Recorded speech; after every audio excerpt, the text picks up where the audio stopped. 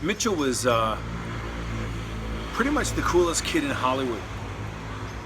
The first time I met him was right outside the House of Blues, and we were doing the very first promo for Blitz 66, the clothing company.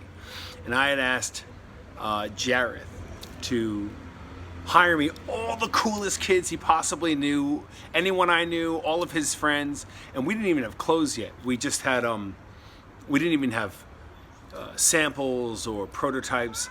We just put the Blitz Route 66 style shield and had that silk screened on regular t-shirts. And we got a whole huge crew of like rock and rollers from LA there. And Nick Erickson showed up with this guy who was just crazy excited and really cool to work with. And we put him in a shirt and we set like 60 people into the House of Blues at Steel Panther or whatever wearing our stuff. And I would see him again, you know, on the scene and around, and eventually we became friends. And when a whole crew of us, Randy, James, we all were sort of like refugees from the Middle Finger mob, and we wound up forming a band downtown in my loft, and he joined on bass. Randy was talking about, it's a great story. I mean, we were having a blast, and that loft had this beautiful roof pool in the penthouse, and with a hot tub and this amazing view of downtown LA, and it was just gorgeous. And there were these 4 Danish chicks that just thought that hanging out in Los Angeles with a rock band in a hot tub was as cool as it could be. And we were all having a blast. This was about 8 years ago.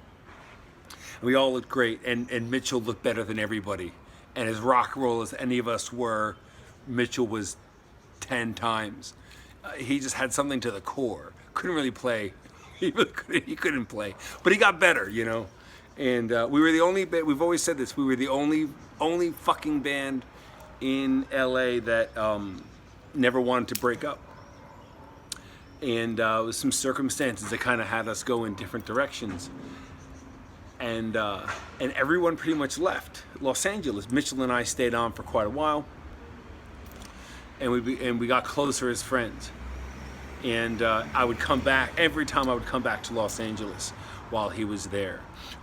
We'd go out for breakfast, and you know, when someone you're friends with for years acknowledges the impact that you've had on their lives, it kind of chokes you up, you know.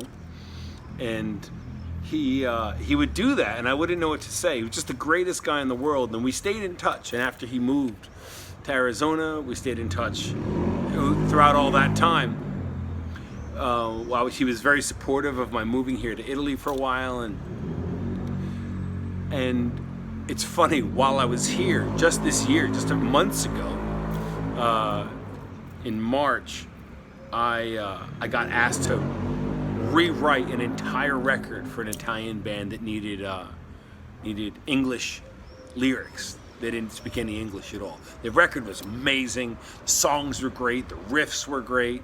The music was great. Really cool rock record.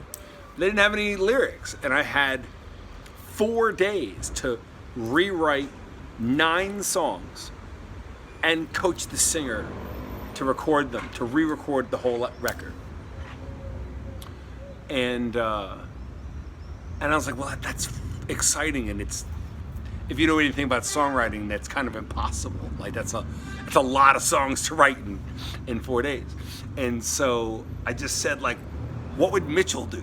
You know, I channeled Mitchell as much as I could, thinking about all the times we all had, me, Randy, James, when we had Oscar living with me downtown in the loft. And so I called Mitchell up, and I didn't tell him about the record.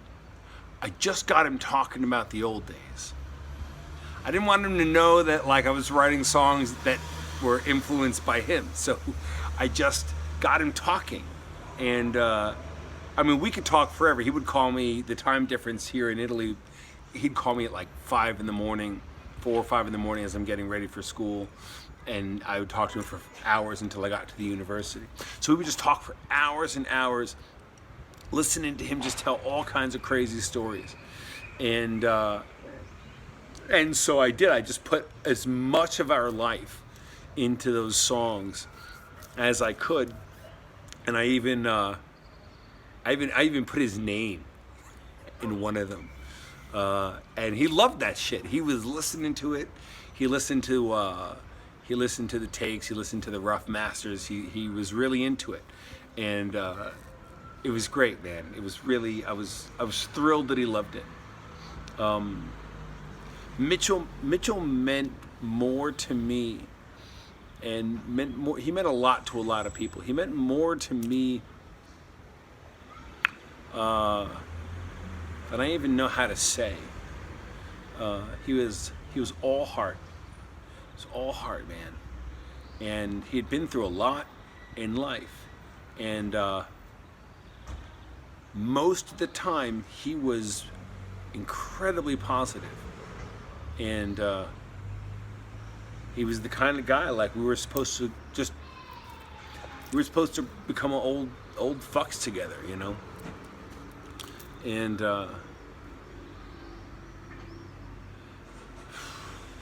to say that I miss him doesn't say anything. I've been missing these guys for years. There's not a plane I can take now. Not a bus I can get on that'll get me where he is. And that fucks me up a bit, you know. So thank you to all of you who are here, from those of us who can't be. And thank you, Mitchell. You're the best there ever was.